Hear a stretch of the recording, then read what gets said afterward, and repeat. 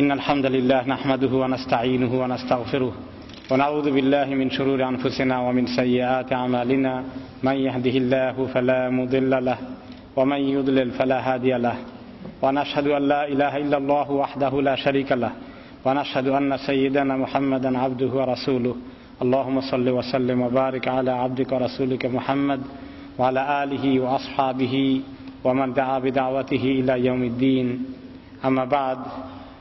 সম্মানিত হাজরিন, আমরা আসলে এই রমাদান মাসে আমাদের ধারাবাহিক তাফসীর নয়, বরঞ্চ বিষয়ভিত্তিক তাফসীর আমরা শুনে আসছি।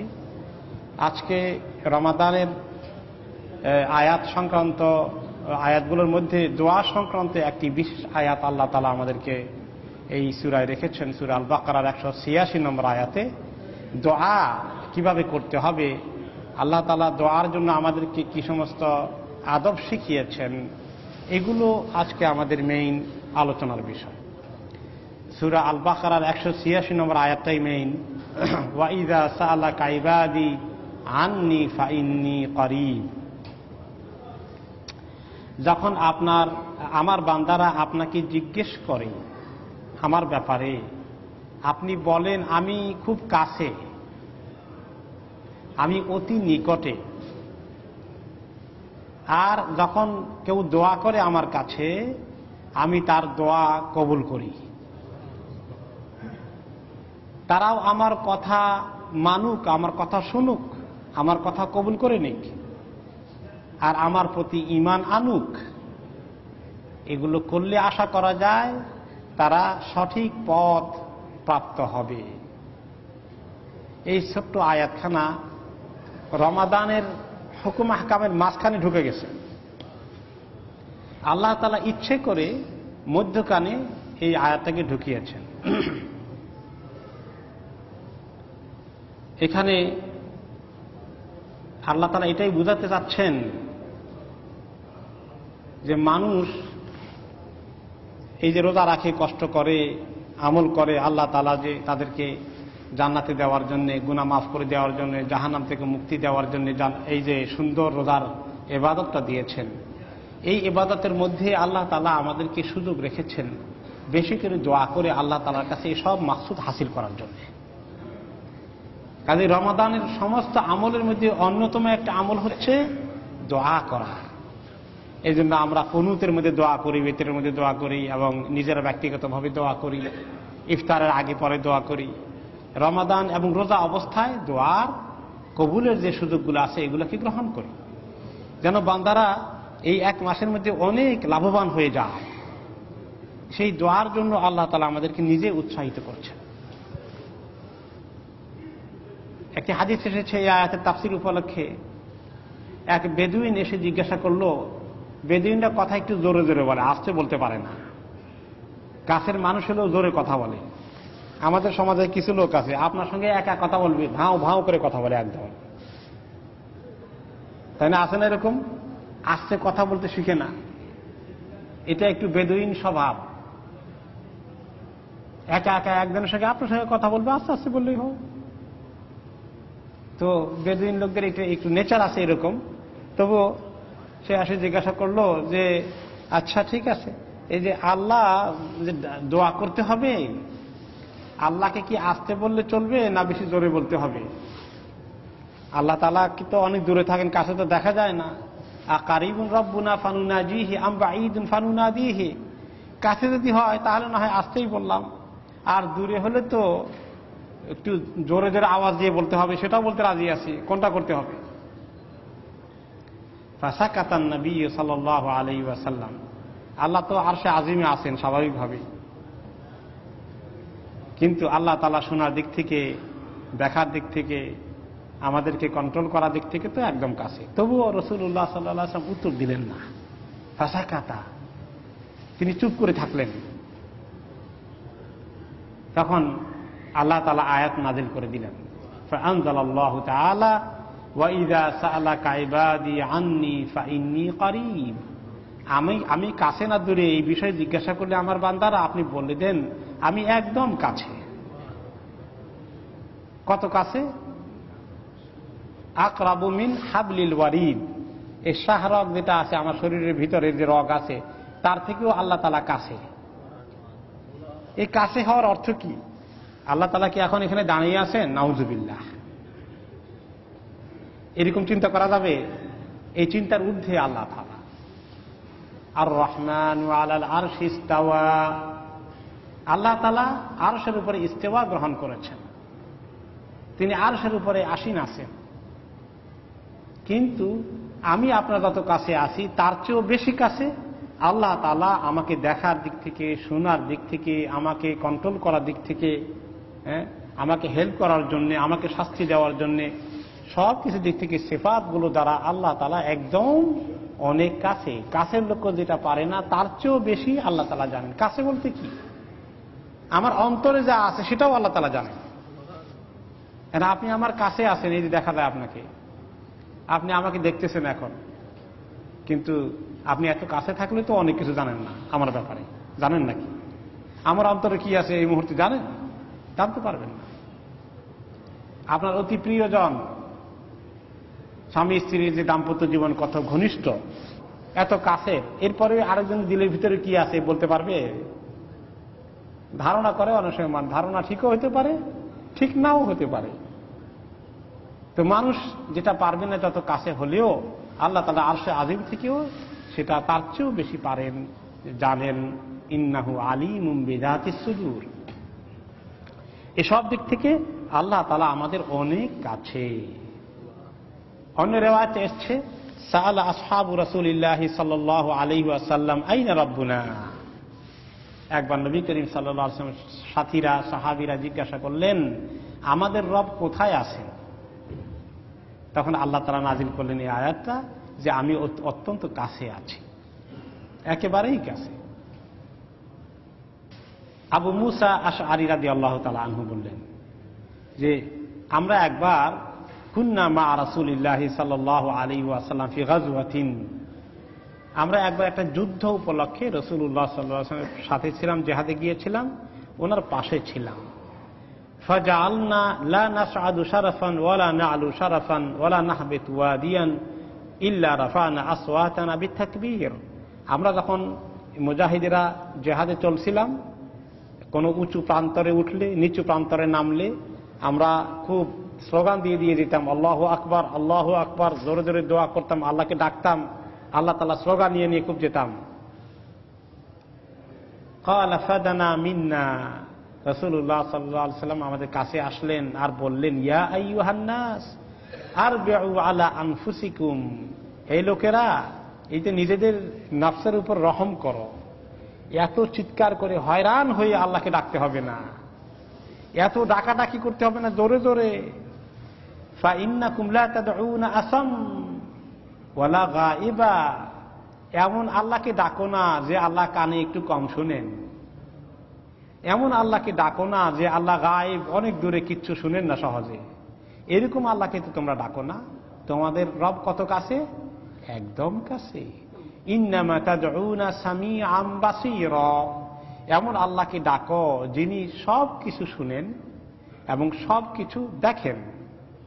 ইন্নাল্লাযীনা তাদউনা আকরাবু ইলা আহাদিন মিনকুম মিন উনুকি রাহিলাতিহি, যে আল্লাহকে ডাকো সে আল্লাহ তোমাদের এত কাছে, তুমি যে জানোয়ারের উপরে সওয়ার হও, ঘোড়া বা উট বা গাধার উপরে বসো, সেই জানোয়ারের গর্দান যত কাছে তোমার আল্লাহ তার চেয়েও কাছে। আবার মনে করবেন না যে আল্লাহ তাআলা আপনার সামনে বসে আছেন, নাউজুবিল্লাহ, এরকম নয়। ইন আর রহমান আলাল আরশ ইস্তাওয়া, কিন্তু শোনার দিক থেকে আল্লাহ তাআলা অনেক কাছে, আকরাবু মিন হাবলিল ওয়ারিদ। ইয়া আব্দুল্লাহ ইবনে কাইস আলা উআল্লিমুকা কালিমাতান মিন কুনুজিল জান্নাহ। এরপরে হাদিসটা আরো বলে যে তিনি বলেন, হে আব্দুল্লাহ ইবনে কাইস, যিনি সাহাবী ওনার সামনে ছিলেন রাদিয়াল্লাহু আনহু, ওনাকে লক্ষ্য করে বললেন, শোনো আব্দুল্লাহ ইবনে কাইস, তোমাকে কি একটি সুন্দর বাক্য শিখাবো, একটা সুন্দর কথা শিখাবো, যেটা জান্নাতের একেবারে সম্পদ, আল্লাহ তাআলা যেটাকে জান্নাত পাওয়ার সম্পদ হিসাবে রেখেছেন, ট্রেজার অফ জান্নাহ, সেটা হচ্ছে লা হাওলা ওয়ালা কুওয়াতা ইল্লা বিল্লাহ। এই দোয়াটা বেশি করে করা। এই দোয়াটা আল্লাহ তাআলা জান্নাতের মধ্যে রাখছিলেন। কোন কোন রিওয়ায়াতে আসছে এই জিকিরটাকে আল্লাহ তাআলা শুধু রাসূলুল্লাহ সাল্লাল্লাহু আলাইহি ওয়াসাল্লামকে দিয়েছেন এই উম্মতের জন্য। এর আগে লোকেরা এই খবর পায় নাই। লা হাওলা ওয়ালা কুওয়াতা ইল্লা বিল্লাহ, এত চমৎকার একটা দোয়া এবং জিকির। অন্য হাদিসে এসেছে قال الله تعالى انا مع عبدي ما ذكرني وتحركت بي شفتاه।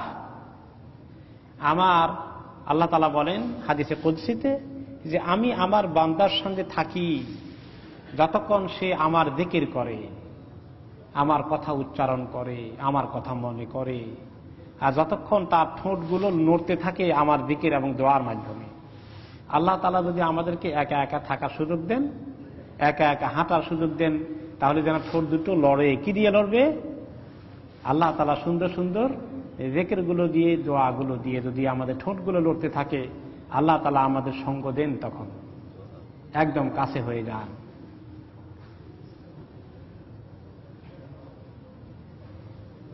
এরপরে দোয়া যে আল্লাহ তাআলা কিভাবে কবুল করেন, অপেক্ষায় তাকে থাকেন যে কখন বান্দা দোয়া করবে আল্লাহ তাআলার কাছে। হাদিসে এসেছে ইন্নাল্লাহা তাআলা লা ইস্তাহি আন ইয়াবসুতাল আবদু ইলাইহি ইয়াদাইহি ইয়াসআলুহু ফীহিমা খায়রা ফায়ারুদ্দুহুমা খাইবাতাইন। যে আল্লাহ তাআলার কাছে বান্দা যখন দুটো হাত তুলে দোয়া করে, আল্লাহর কাছে সাহায্য চায়, ভিক্ষা চায়, আল্লাহর কাছে ভালাই দরখাস্ত দান করে, আল্লাহ তাআলা তাকে না দিয়ে হাত দুটো খালি ফেরত দেবেন, এটা আল্লাহ তাআলার কাছে শরম লাগে। তাহলে আমি যখনই চাই তখনই আল্লাহ তাআলা আমাকে দেন। আল্লাহ তাআলার এমন শান, আমি যত চাই তত আল্লাহ তাআলা দেন, না দিয়ে খালি হাতে ফেরত দেবেন না। যত লোকে আপনার কাছে দান করার চায় সবাইকে দেন নাকি? আমরা দিতে পারি না। অনেকে দেয়, অনেকে বলি মাফ করো, কিন্তু আল্লাহ তাআলা কাউকে বলেন মাফ করো, আজকে দিতে পারবো না, বলেন নাকি? কোনো সময় কোনো দিন বলবেন না আল্লাহ তাআলা এটা।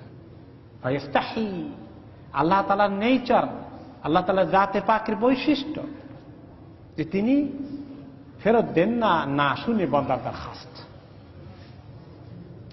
আমরা কেউ চাইলে তো বিরক্ত হই, আল্লাহ তাআলা চাইলে কি খুশি হন না বিরক্ত হন? খুশি হন। বরঞ্চ না চাইলে বেজার হন। তো আমরা মানুষের কাছে একবার চাইলে, দুইবার চাইলে, তিনবার চাইলে, বারে চাইলে মানুষ বিরক্ত হয়ে যায়। আর আল্লাহ তাআলার উল্টো, যত চান আপনি তত আল্লাহ খুশি হয়ে যান। এমনকি আপনার অসুখ হয়ে গেছে, ভালো হওয়ার জন্য দরখাস্ত দিচ্ছেন, বলতে বলতে যতবার বলবেন ততবার আল্লাহ তাআলা খুশি হয়ে যাচ্ছেন। এইভাবে আমরা আল্লাহ তাআলার সঙ্গে দোয়া করতে থাকি। আল্লাহ তাআলা যে ফেরত দেন না, দোয়া কবুল করতেই থাকেন। এখন আমরা কেউ কেউ বলবো না, আমি তো দোয়া করছিলাম অমুক বিষয়ে, কই আল্লাহ তো দিলেন না। এরকম হয়ে গেছে না মাঝে মধ্যে? কিছু আপনি চেয়েছেন, ওইটা আল্লাহ দিলেন না, এখন আপনি মনে করেন কই আল্লাহ কবুল করলে তো আমি পাইতাম।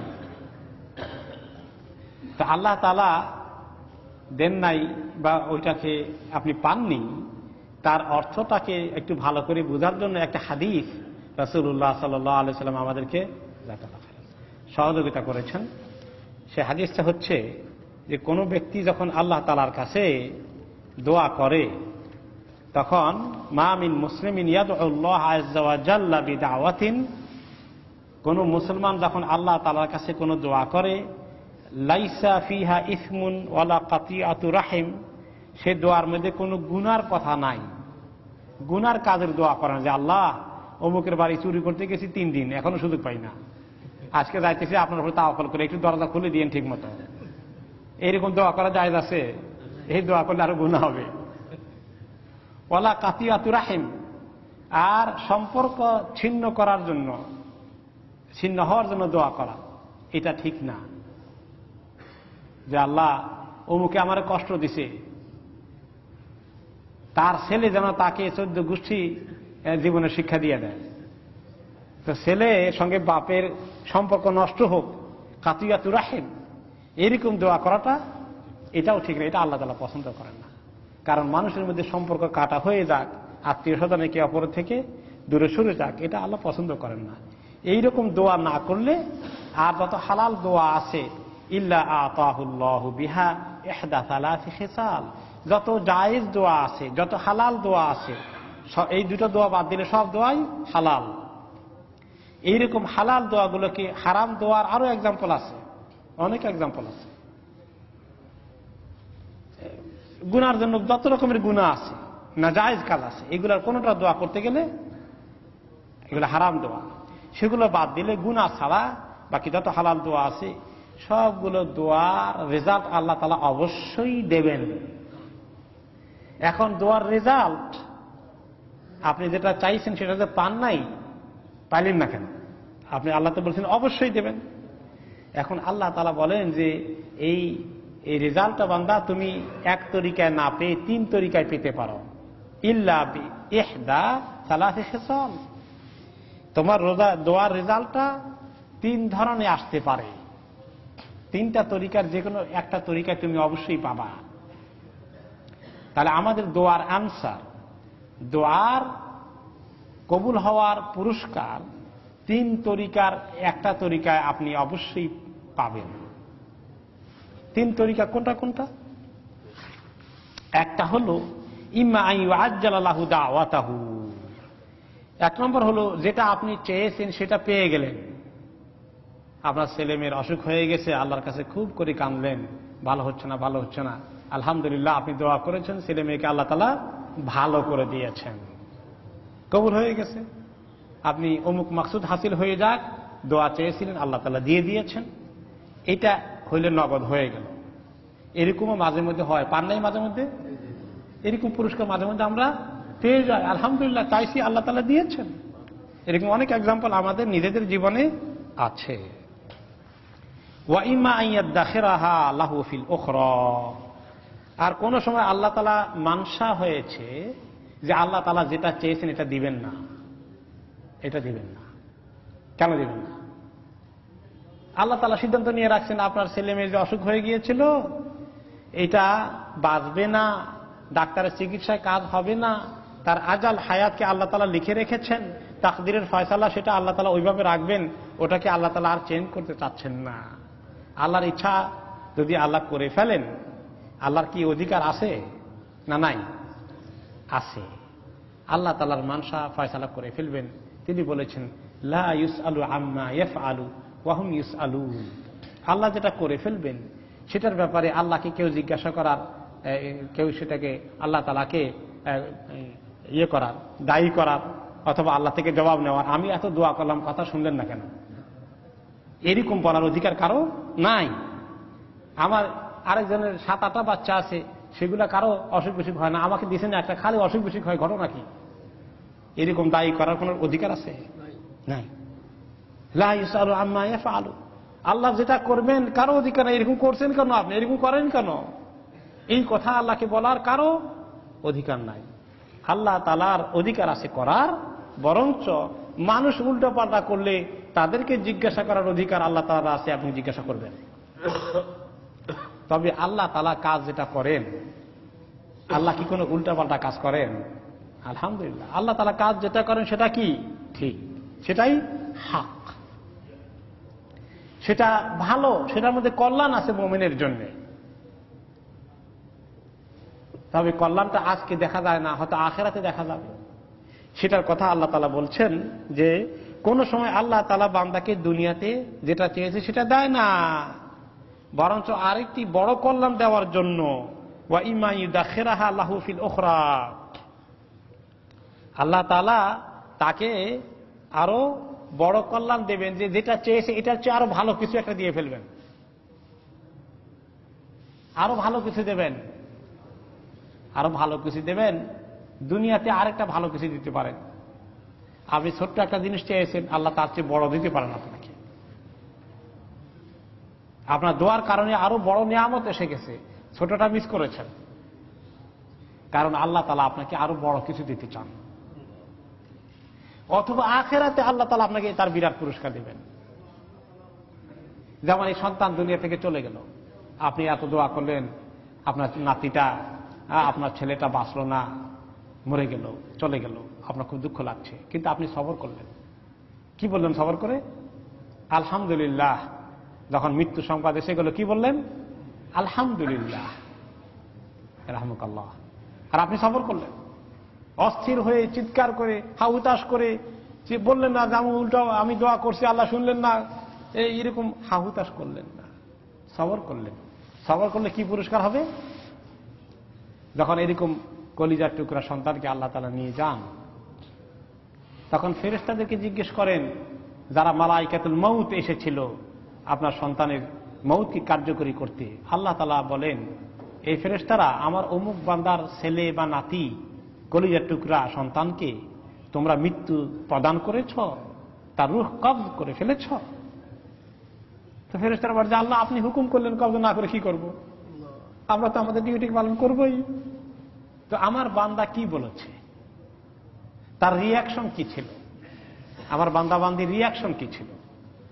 যে বান্দাবান্দি সঙ্গে সঙ্গে বলেছে আলহামদুলিল্লাহ, চোখে দিয়ে তো পানি আসছেই, কিন্তু জবান দিয়ে কি আসছে? আলহামদুলিল্লাহ বলে ফেলে। এই শব্দ উচ্চারণ করেছে চিৎকার করার আগে, হাউ মাউ করে কাঁদার আগে সর্বপ্রথম যে শব্দ আসবে কি? আলহামদুলিল্লাহ বলে ফেলতে হবে। এরকম যদি বলে ফেলে, তখন ফেরেশতারা বলেন যে আল্লাহ আপনার বান্দা অথবা আপনার বান্দি এই বিপদের মুহূর্তে বলে ফেলেছেন আলহামদুলিল্লাহ, তার মানে আল্লাহর ফয়সালাকে মেনে নিয়েছে। তখন আল্লাহ তাআলা বলেন, তারা আলহামদুলিল্লাহ বলেছে, আমার এই ফয়সালাকে, বিপদের ফয়সালাকে তারা কবুল করে নিয়েছে, তাহলে তোমরা সাক্ষী রাখো, আমি আমার এই বান্দা বান্দির জন্য জান্নাতের মধ্যে বাইতুল হামদ, হামদের হাউস রিজার্ভ করে রাখলাম। তাহলে আল্লাহ তাআলা একটা বিপদ দিয়েছিলেন, আপনার দোয়া হয়তোবা এই বিপদকে বা এই সন্তান হারানো এই মুসিবত থেকে আপনি উদ্ধার পান নাই ঠিকই, কিন্তু এটা আল্লাহ আপনাকে না দিয়ে এর চেয়ে বড় দিলেন না ছোট দিলেন? বড় দিলেন। কাজেই বান্দা সবর করবে, যে দোয়া চেয়েছে ওইটা যদি না হয়, না পায়, তাহলে মনে করবে না আল্লাহর প্রতি ঈমান হারাবে না, দুর্বল হবে না, বরঞ্চ মনে রাখবে যে আল্লাহ তাআলা তার দোয়াকে দাখেরাহা জমা করে রাখছেন, খুব ডিপোজিট করে রাখছেন, বেশি করে দেওয়ার জন্য। দুনিয়াতে আরো ভালো কিছু দেবেন, অথবা আখিরাতে আল্লাহ তাআলা অনেক বড় কিছু দেবেন তাকে। কারণ দোয়াটা একটা বিশাল ইবাদত, আর দোয়াও হুয়াল ইবাদা, দোয়াটাই আসল ইবাদত। এই দোয়া আল্লাহ তাআলা এত পছন্দ করে। আর যদি সবর না করে বিপদে আপদে দোয়া করার পরে না পায়, তখন যদি দোয়া করছে একটা, এখন ঘটে গেছে উল্টা, এখন মেজাজ যদি খারাপ হয়ে যায় আর সবর নাই, এখন আল্লাহ তাআলার দিকেও ছুটছে উল্টা পাল্টা করে। এরকম ঘটনার বর্ণনা দিয়েছেন ইমাম ইবনুল কাইয়িম রাহমাতুল্লাহ আলাইহি সম্ভবত। বলে যে এক বুড়া, তার নাতির খুব অসুখ হয়ে গেছে, একেবারে কষ্ট পাচ্ছে। বুড়া আল্লাহর কাছে খুব দোয়া করলো যে আল্লাহ আমার নাতিকে সুস্থ করে দেন, সুস্থ করে দেন। কিন্তু শেষ পর্যন্ত নাতিটা মরেই গেল। আর এই বুড়ার এত কষ্ট লাগছে, তখন এই দুঃখে কষ্টে সে বলে শুনলো, এই শোনা লোকেরা, আল্লাহ তাআলার কাছে দোয়া করে কোনো লাভ নাই, এত কঠিন আল্লাহ তাআলা কোনো দোয়াই শুনেন না। নাউযুবিল্লাহি মিন যালিক, লা হাওলা ওয়ালা কুওয়াতা ইল্লা বিল্লাহ। তাহলে বুড়া কি হারাইলো বলেন দেখি? খালি নাতি হারিয়েছে, কি হারালো? জান্নাত হারাই ফেললো, জান্নাত হারিয়ে ফেললো। তার জান্নাত পাওয়ার সুযোগ ছিল, আলহামদুলিল্লাহ বললে বাইতুল হামদ তার জন্য রিজার্ভ হয়ে যেত। তাহলে আমাদের যদি এরকম কোনো দোয়া করি আর সেটা যে সঙ্গে সঙ্গে না পাই, বরঞ্চ যেটা চাইছিলাম তার উল্টা যদি কিছু ঘটে যায়, তার অর্থ এই নয় যে আল্লাহ আমার দোয়া কবুল করেন নাই, এটা কনক্লুশন হবে। আল্লাহ দোয়া কোনোদিন কবুল না করে ছাড়েন না, যদি শর্ত পূরণ করি। এবং দোয়া কবুলের তরিকা কি হয় সেটা বোঝার জন্যই আমরা এই হাদিসের দুইটা পাইলাম। তাহলে একটা হলো যে আল্লাহ যেটা চাইছি সেটা দেবেন, অথবা যেটা চাইছি সেটা দেবেন না, বরঞ্চ কি করবেন, এর চেয়ে বড় আরেকটা পুরস্কার দেবেন, অথবা আখিরাতে দিবেন। সেই দুইটা, 2 নম্বর গেল। 3 নম্বর হচ্ছে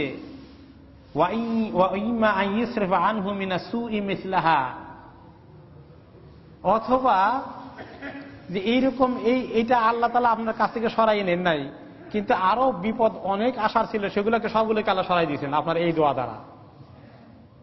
আরো বিপদ ছিল, সেগুলো সরাই দিয়েছেন। এই জন্য আমরা অনেক সময় আমাদের জীবনে ইবতিলা হয়, পরীক্ষা হয়, এই পরীক্ষাটা আল্লাহ দূর করে দেখ। আমরা অনেক সময় দোয়া করি, কাজ হয় না, ছেলে মেয়ে কথা শুনে না, দোয়া করি আলহামদুলিল্লাহ আল্লাহ কথা শোনা, তারপরে যদি নাও শুনে নষ্টও হয়ে যায়, আপনি দোয়া করলেও আপনার এটা কাজে লেগে যাচ্ছে। কেউ হয়তো কোনো মহিলা চিন্তা করতেছে যে আমার স্বামীটা এত খারাপ, জীবনে শান্তি পাইলাম না, আল্লাহর কাছে কত দোয়া করলাম স্বামীটা ঠিক করে দাও, আল্লাহ দিলই না, আমার কষ্টই দিল, দোয়াটা ব্যর্থ হয়ে গেছে।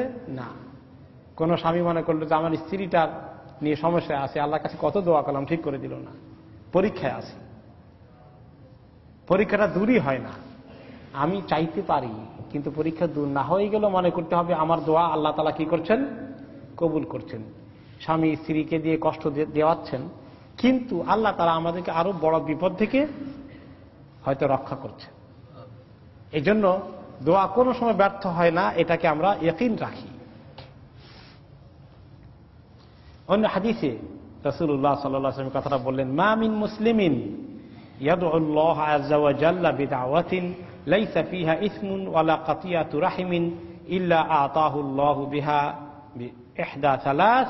এই যে হাদিসটা তিনি বললেন যে এই দোয়া, এই তিনটার একটা রেজাল্ট আল্লাহ তাআলা দেবেনই, তখন তাহলে দোয়া এত মর্যাদা এবং এর ফল এত, এই কথা শোনার পরে এক সাহাবী বললেন, ইয়া রাসূলুল্লাহ, অনেক সাহাবীরাই বললেন, ইয়া রাসূলুল্লাহ ইযান নুকসে, দোয়া যদি এত কাজের জিনিস হয় যে কবুল না হয়ে যায় না, তাহলে তো আমাদের অনেক বেশি করে আমরা দোয়া করব, তো সস্তা জিনিস আছে, খালি দোয়া করলেই পাওয়া যায়, পয়সা করে খরচ না করলে তো আল্লাহ কবুল করে ফেলবেন, তাই না? ফ্রি দোয়া দিতে ট্যাক্স দেওয়া লাগে দোয়া কবুল করতে না, ফ্রি। ইযান নুকসে, তাহলে বেশি করে করব। রাসূলুল্লাহ সাল্লাল্লাহু আলাইহি ওয়াসাল্লাম বললেন, বেশি করে কদর করবা, নিতে নিতে আল্লাহর কাছে কমবে না। আল্লাহু আকসার, তুমি যত বেশি করবা আল্লাহ তোমার তত বেশি আরো দেবেন, তোমার বেশির তুলনায় আল্লাহর বেশির পরিমাণ আরো বেড়ে যাবে। তাহলে আল্লাহ তাআলা কখনোই বিরক্ত হন না, দিতে দিতে আল্লাহ তাআলা বলেন যে দরকার নেই, বহু দিছে, এত চাও কেন, এটা কোনোদিন আল্লাহ তাআলা বলেন না। অন্য হাদিসে এসেছে আমাদের দোয়াকে আল্লাহ কবুল করতেই থাকেন, করতেই থাকেন। লা ইয়াজালু ইস্তাজাবু লিল আবদি মা লাম ইয়াজু বিইসমিন আও কাতিয়াতি রাহমিন মা লাম ইস্তাআজাল, যে বান্দা যত দোয়া করতে থাকে তত তার দোয়া কবুল হতেই থাকে, হতেই থাকে, যতক্ষণ পর্যন্ত না সে কোনো গুনার কাজের জন্য দোয়া শুরু না করে দেয় অথবা তাড়াহুড়া শুরু না করে। গুনার কাজের দোয়া করলে তো ঠিক না, এটা তো আল্লাহ কবুল করতে চান না, এটা তো আছেই, কিন্তু তাড়াহুড়া করলে আল্লাহ কবুল করেন না। তাড়াহুড়া কি, আমার তো এখন বিপদে আছি, আল্লাহর কাছে তাড়াহুড়া না করে আসতে চাই কেমনে, একটু তাড়াহুড়া করে বলতেছি দোয়া করতেছি, এইটা না। তাড়াহুড়ার ব্যাখ্যা চাইলেন সাহাবারা, ইয়া রাসূলুল্লাহ ওয়ামাল ইস্তিজাল, কোন তাড়াহুড়া আল্লাহ পছন্দ করেন না, একটু ব্যাখ্যা করে আমাদেরকে বুঝাই দেন। আমরা যদি আবার বিপদে পড়লে জলদি করে তাড়াহুড়া করি, সেটা আবার আপত্তি আছে কিনা? তিনি বলেন না, যে তাড়াহুড়া নিষেধ সেটা হলো এই, ইয়াকুলু কাদ দাআউতু ওয়া কাদ দাআউতু ফালাম আরা ইস্তাজাবু লি ফায়াতাহাসসার ইনদা যালিকা ওয়া ইয়াদউ দুআ, যে এক লোকে দোয়া করতে করতে যখন দোয়ার কোনো পুরস্কার পায় না তখন বলে, এত দোয়া করলাম, কত দোয়া করলাম, আমি দেখি যে আমার কোনো দোয়া কবুল হয় না, কত দোয়া করি আল্লাহর কাছে কবুলই হয় না। সে আফসোস করে যে আমার দোয়া বোধহয় কবুল হয় না, এরপরে সে নিরাশ হয়ে দোয়া ছেড়ে দেয়। তখন একমাত্র আল্লাহ তাআলা তার দোয়া কবুল করা ছেড়ে দেন। এর আগ পর্যন্ত আল্লাহ তাআলা তার দোয়া কবুল করে যাচ্ছিলেন। তাহলে আমরা যখন কোনো বিপদে থাকি দোয়া করি, মনে হয় যে দোয়াটা যেন কবুল হচ্ছে না, যেটা চেঞ্জ হওয়ার কথা চেঞ্জ মনে হয় যেন হচ্ছে না। আসলে দোয়া কি কবুল হচ্ছে না হচ্ছে না? কবুল হচ্ছে, কবুল হয়ে যাচ্ছে।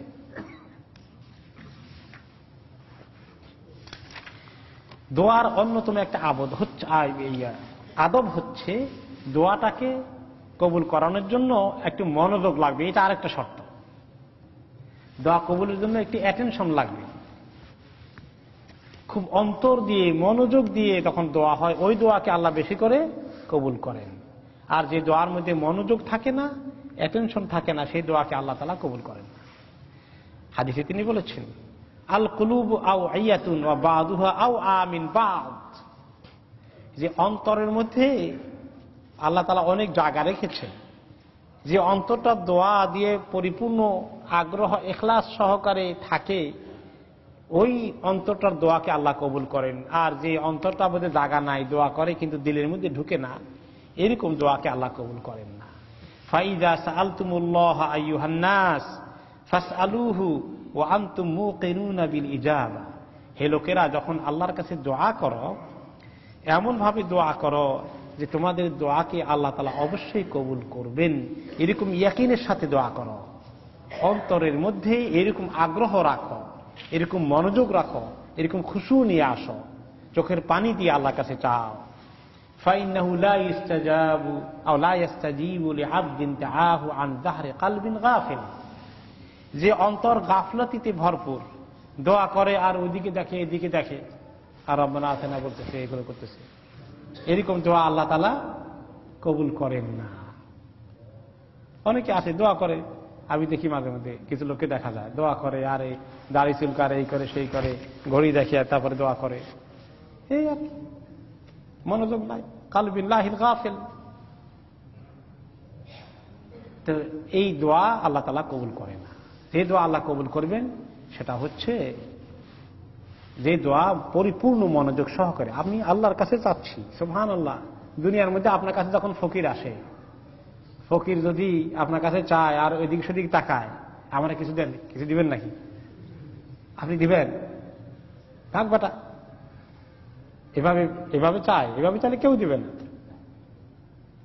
আর যে ব্যক্তি আপনাকে ধরে, আপনার কাছে এমন ভাবে আসে যে আপনি মনে হয় না দিয়ে ছুটতে পারেন না, এত করে কইছি না দিই কেমনে পারে। তো আল্লাহ তাআলা স্বাভাবিকভাবে এত বড় শান যে আল্লাহ তাআলা, কত বড় শান আল্লাহ তাআলা, সুবহানাল্লাহ। আল্লাহ শান তো আমরা এখন মনে হয় যেন না দেখার কারণে আমরা ইমাজিন করতে পারি না, কিন্তু কিয়ামতে যখন আমরা দেখবো যে আল্লাহর কি শান ছিল, তখন আসলে আফসোস করবো, আহায় হায়, এই আল্লাহর শানকে আমি দুনিয়ার মধ্যে এত কম রেসপেক্ট করেছি। কি পজিশন আল্লাহ তাআলা। সে আল্লাহর কাছে চাওয়ার ক্ষেত্রে অবশ্যই পরিপূর্ণ প্রস্তুতি নিয়ে চাওয়া দরকার। এই রোজার সঙ্গে দোয়ার সম্পর্ক একটি হাদিসে সে কথাটা কি পরিষ্কারভাবে ফুটে উঠেছে। কেন আল্লাহ তাআলা এই দোয়ার খবর রমাদানের ভিতরে ঢুকাই দিলেন? হাদিসে এসেছে, ইন্না লিস-সাইমি ইনদা ফিতরিহি দাওয়াতুন মা তুরাদ, ইফতারের সময় বান্দার দোয়াকে আল্লাহ তাআলা কবুল করে ফেলেন, ফেরত দেন না। ইফতারের আগে বা ইফতারের পরেও, ইফতার উপলক্ষে আল্লাহ তাআলার কাছে দোয়া করা। এই জন্য ইফতারের আগেও দোয়া করা কবুলের সময়, ইফতারের পরেও দোয়া কবুলের সময়। ইফতার শেষ হয়ে গেলে, যখন আপনি শান্তি হয়ে গেলে, খাওয়া দাওয়া করে ফেললেন, তখনও দোয়া করা একটি ভালো আমল। আব্দুল্লাহ ইবনে আমর রাদিয়াল্লাহু তাআলা আনহু বলেন, আবি মুলাইকা বলেন যে আমি আব্দুল্লাহ ইবনে আমর সাহাবী রাদিয়াল্লাহু আনহুকে বলতে শুনতাম, তিনি যখন ইফতার শেষ করতেন বলতেন, আল্লাহুম্মা ইন্নী আসআলুকা বিরাহমাতিকা আল্লাতী ওয়াসিআত কুল্লা শাই আন তাগফির লি। আল্লাহ, আমি আপনার ওই রহমত থেকে চাই যে রহমত সমস্ত কিছুকে ছেয়ে গেছে, বিস্তার করে ফেলেছে। সেই রহমত দ্বারা চাই আপনার কাছে যে আপনি আমার গুনাহগুলোকে মাফ করে দেবেন। মানে হাদিসে রাসূলুল্লাহ সাল্লাল্লাহু আলাইহি ওয়াসাল্লাম ইরশাদ করেছেন, সালাসুন লা তুরাদ্দু দাওয়াতুহুম, তিন ধরনের লোক, এদের দোয়াকে আল্লাহ তাআলা ফেরত দেন না, রিজেক্ট করেন না। এরা কে? আল ইমামুল আদিল, ন্যায় বিচারক, শাসক, রুলার, ন্যায় বিচারক, আমির। ওয়াসাইমু হাত্তা ইয়াফতুর, আর রোজাদার ইফতার করার আগ পর্যন্ত সারা দিন যতক্ষণ রোজা রাখে ততক্ষণ তার দোয়া কবুল হতে থাকে। ওয়া দাওয়াতুল মাজলুম, আর 3 নম্বর হচ্ছে মাজলুমের দোয়া, যে জুলুমের শিকার হয়ে যায় তার দোয়া ইয়ারফাউহাল্লাহ, আল্লাহ তাআলা এত উপরে উঠিয়ে নেন, দুনাল গামাম, ইয়াউমাল কিয়ামা, যে আকাশের উপরে উঠে যায়। ওয়া তুফতাহু লাহা আবওয়াবুস সামা, আকাশের সমস্ত দরওয়াজাগুলো এই দোয়ার জন্য খুলে যায়। একদম আল্লাহ তাআলার কাছে সোজা পৌঁছে যায় মাজলুমের দোয়া। ওয়া ইয়াকুলু বিইজ্জাতি লা আনসুরান্নাকা ওয়ালাউ বা'দা হিন। আল্লাহ তাআলা তখন এই মাজলুমের দোয়াকে বলে, আমি তোমাকে সাহায্য করব, অবশ্যই করব, তোমাকে সাহায্য করব, মাজলুমকে আমি উদ্ধার করব, হেল্প করব, ওয়ালাউ বা'দা হিন, এই মুহূর্তে নগদ না করলেও আমি কোন সময় করে ফেলবই, জালিমকে আমি শাস্তি দেবই। কাজে খবরদার আমরা যেন কাউকে জুলুম না করি, কোন অবস্থাতে জুলুম, কথা দিয়ে যেন কাউকে কষ্ট না দেয়। সেই মাজলুম যদি হয়ে যায়, তার আমার বিরুদ্ধে দোয়া করে, তাহলে আল্লাহ তাআলা আমাকে শাস্তি দিয়ে ফেলবেন, আল্লাহ মাফ করুন। কাজে আমরা যেন কাউকে কষ্ট না দেই, কারো প্রতি জুলুম না করি কোন পর্যায়ে। আল্লাহ তাআলা এই দোয়াকে এত পছন্দ করেন, তিনি দোয়া করলেই কবুল করেন, দেরি করেন না, মোটেই দেরি করেন না। সে খবর দিলেন আরেকটি সূরাতে, সূরা গাফিরের মধ্যে, ওয়াকালা রাব্বুকুম উদউনি আস্তাজিব লাকুম ইন্নাল্লাযীনা ইস্তাকবিরুনা আন ইবাদাতি সায়াদখুলুনা জাহান্নামা দাখিরিন। তোমাদের রব বলে দিলেন যে আমাকে ডাকো, আমার কাছে দোয়া করো, আমি তোমাদের দোয়া শুনে ফেলব, কবুল করে ফেলব। আস্তাজিব লাকুম। আর যারা আমার ইবাদত থেকে মুখ ফিরিয়ে নেয়, অহংকার বশত আমার কাছে দোয়া করে না, এরা জাহান্নামে অপমানিত হয়ে প্রবেশ করবে। তাহলে আল্লাহ তাআলার কাছে দোয়া করলে আল্লাহ তাআলা দেরি করেন না কবুল করতে, সঙ্গে সঙ্গে কবুল করে ফেলেন। আর আল্লাহর কাছে দোয়া না করলে সেই ব্যক্তির মনে অহংকার আছে, এটাই আল্লাহ ধরে নেন। সে মনে করে আমার কি দরকার আল্লাহর কাছে, নাউযুবিল্লাহ। এই অহংকারের কারণে সেই ব্যক্তি জাহান্নামে যাবে।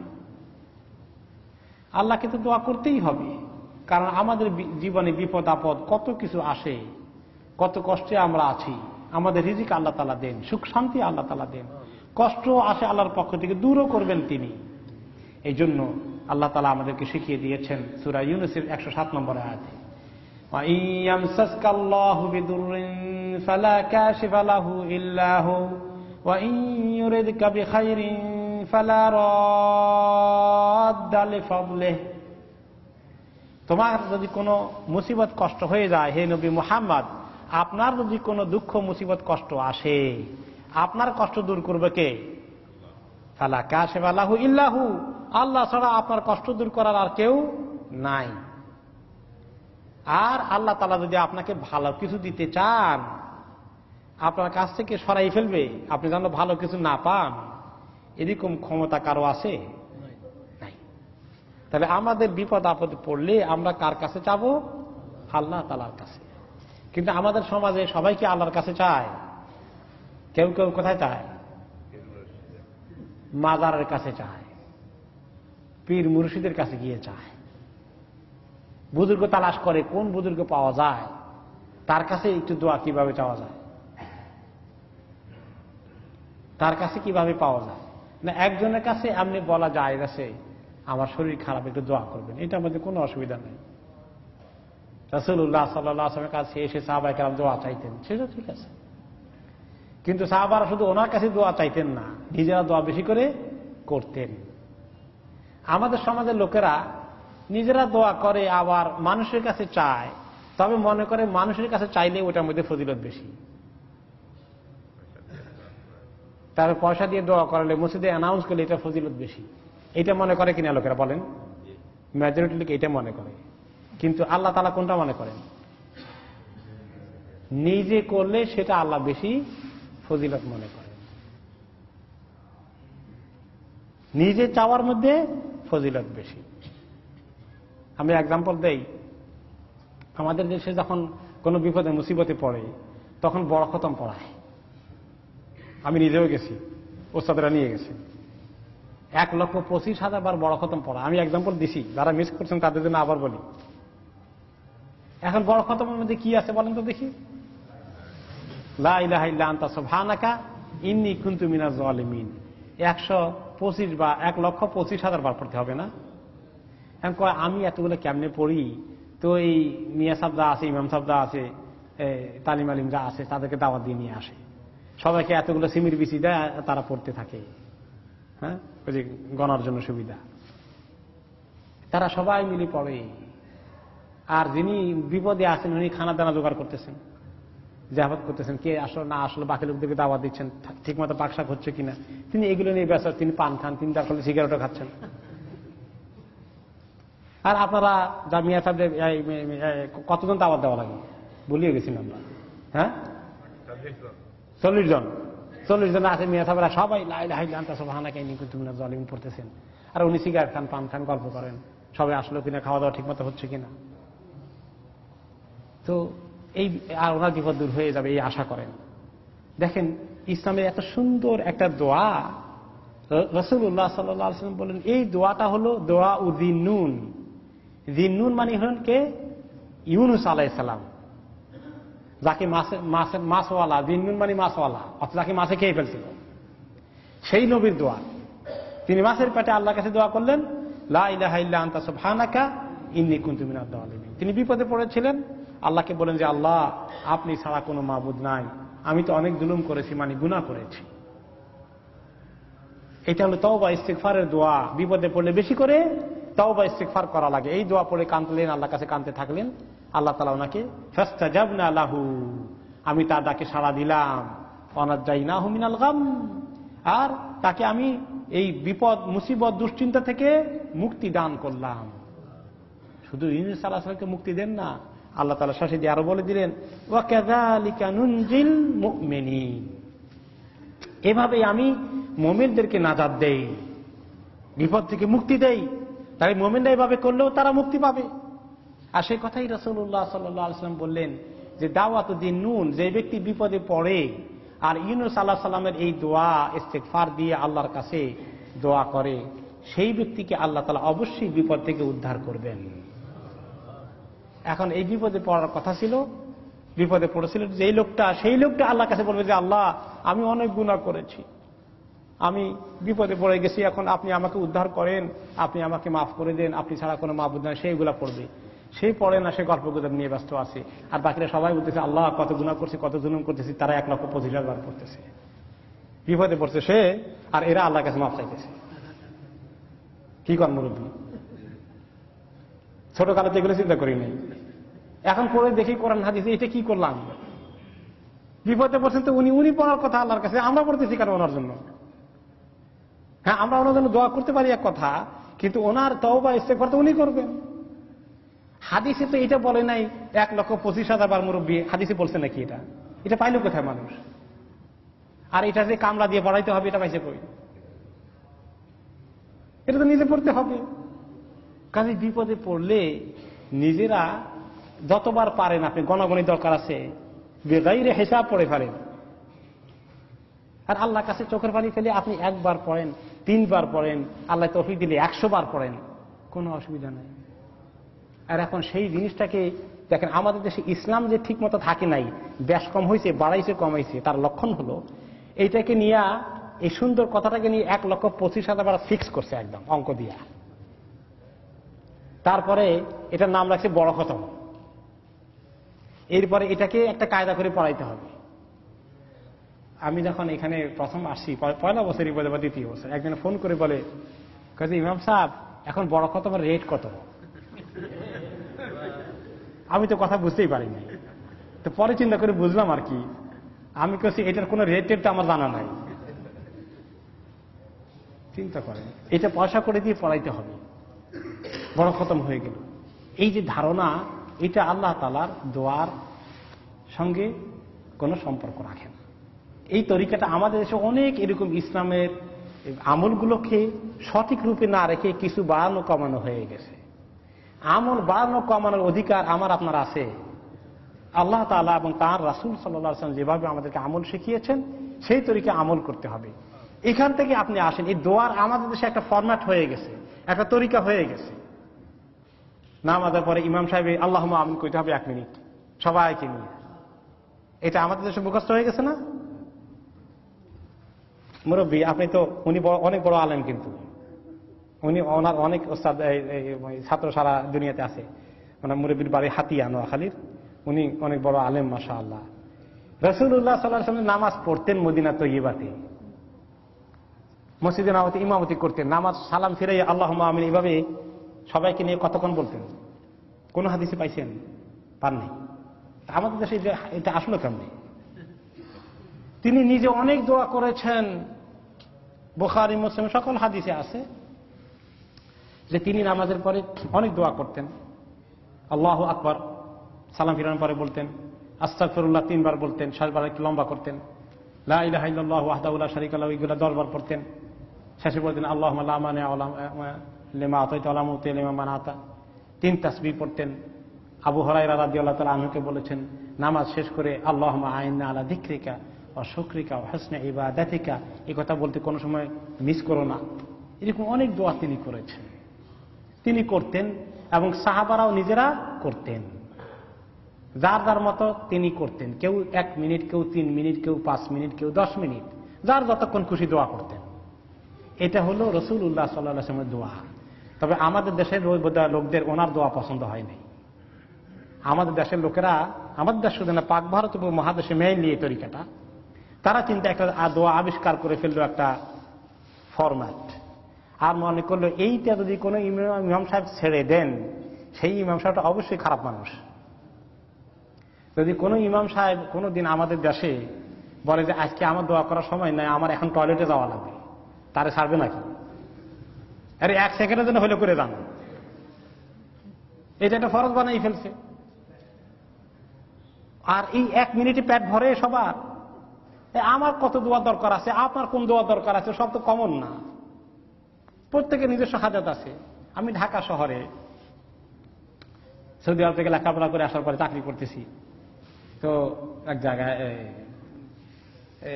এক মসজিদে নামাজ পড়তেছি, ওই এলাকায় আমি থাকি, মহাখালীতে। তো নামাজের পরে এখন ইমাম সাহেব দোয়া করছেন, তো এক মুসল্লিও তার সঙ্গে একটু জোরে জোরে দোয়া করছে। এখন আরেক মুসল্লির দোয়ার পরে খেপে গেছে, তোমার এত দোয়া তুমি নিজে নিজে করতেছো, ইমাম সাহেবের সঙ্গে দোয়া করে, তোমার দোয়ার কারণে আমি কোনো মনোযোগই দিতে পারি নাই। আর ইমাম সাহেব দোয়া করছে, আবার তোমার দোয়া করা দরকার কি? তো উনি বলেন, এই বেটা, আমার যে কি সমস্যা আছে ইমাম সাহেব জানেন নাকি ওটা? আমি কি বিপদে আছি সেটা আমি আল্লাহর কাছে বলবো না? কথাটা ঠিক না। আপনি কোন বিপদে আছেন সেটা তো আপনি আল্লাহর কাছে, সে আপনার তরিকা বলবেন, আমি তো আমার তরিকা নিয়ে আল্লাহর কাছে বলবো।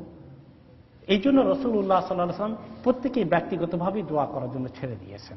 এই জন্য 5 ওয়াক্ত নামাজের পরে সালাম ফিরাইয়া তিনি সবাইকে হাত উঠাও, সবাই আমি আল্লাহুম্মা আমিন করব, এরকম তিনি করেন নাই।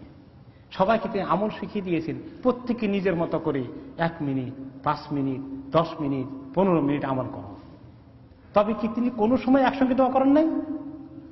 করছেন, ওকেশনালি করেছেন। এই জন্য ওকেশনালি করা যায়।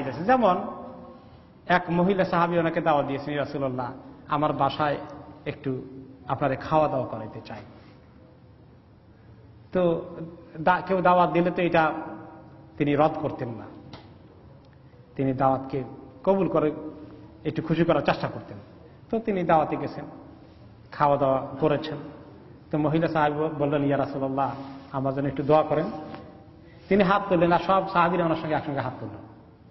তাহলে বোঝা গেল যে কোনো কোনো সময় কোনো বিশেষ উপলক্ষে দোয়া করা জায়েজ আছে, যে কোনো সময় হাত তুলে দোয়া করা যাবে না পরিষ্কার, এরকম কোনো নিষেধাজ্ঞা নাই, এবং সবাই মিলে একসঙ্গে করা যাবে না এরকম কোনো নিষেধাজ্ঞা নাই। কিন্তু সুন্নত আমলের মধ্যে ঠিক থাকা ভালো না সুন্নতকে ভঙ্গ করে আর একটু বাড়ানো ভালো? সুন্নতের উপরে ঠিক থাকা ভালো। আলাইকুম বিসুন্নতি ওয়া সুন্নতি খুলাফাই আর রাশিদিন, তোমরা আমার সুন্নতের উপরে থাকো, আমার খোলাফা রাশিদিনের সুন্নতকে গ্রহণ করো। তাহলে এখন আমরা ছোটকালে যা শিখছি, ইসলামের শিক্ষাটাকে আস্তে আস্তে কি করতে হবে?